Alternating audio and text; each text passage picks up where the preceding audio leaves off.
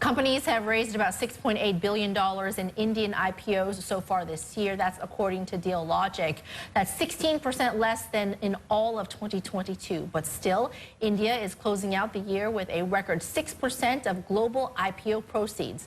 The momentum is spurred by an upbeat stock market performance this year. The Nifty 50 hit a series of record highs earlier in 2023 on growing optimism over the Indian economy and on hopes of policy stability ahead of the 2024 general elections. Machinery manufacturer Happy Forgings catching some of the tailwind from this market exuberance, rising 22% on its trading debut on Wednesday. The stock closing yesterday at 1,019 and change.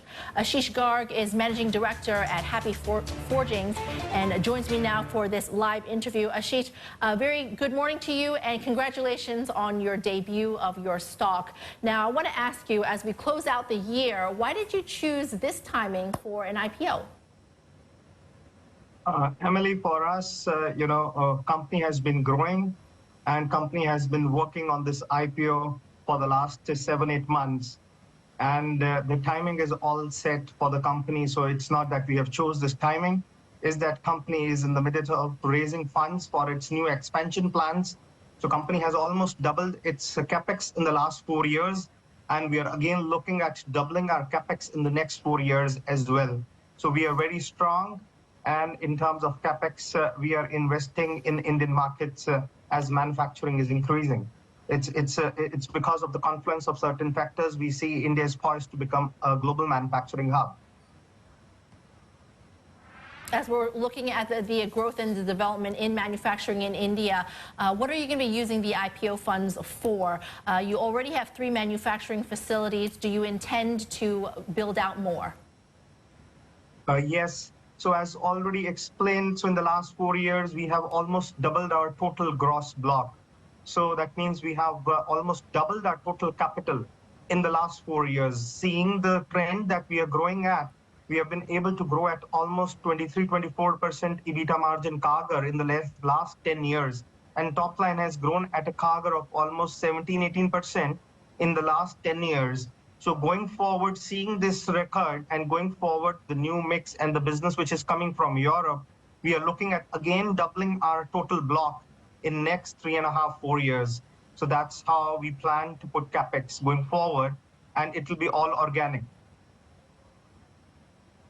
Your company is engaged in auto as well as non-auto manufacturing, and we're looking at other big brands, names like Tesla, Apple, that are manufacturing in India, building facilities there via Honhai, of course, for Apple. How is that impacting your business, if at all? So we are not in the same line of business, but the trend which is coming to India in terms of manufacturing is very different now because of the government's push for Make in India and the type of policies and incentives. It's a lot better now with the Modi government. So India is driven by a confluence of factors such as China +1 strategy, Ukraine-Russia crisis, and high production costs in Europe and US.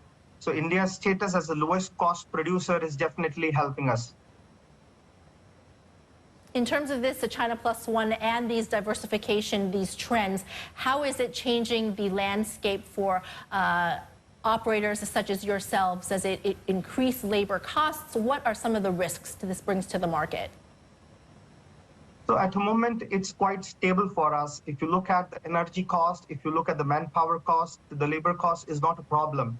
We have plenty of skilled labor, and the inflation is within control in India. So it's nothing to worry on that front.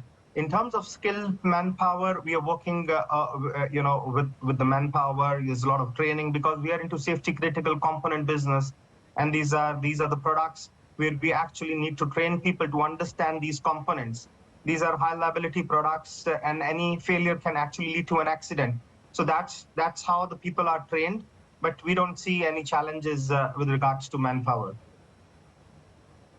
Now, as we are on the verge of a new year, as we head into 2024, what are you looking out for in terms of risks to your business? So I will not say a risk because our business is growing with multiple reasons. Only I can say is a challenge because we are growing very fast. If you look at our last track record, the machining business has grown by almost 8x in the last 10 years. That means the machining business, it's almost 85% of the revenues now. So going forward, we need to work on the organization built up, and we need to work on manpower deployment and skill development. But as far as any other things are concerned, we are far better than our peers. We almost work at a debt equity of 0.2, and the growth seems to be very strong for us.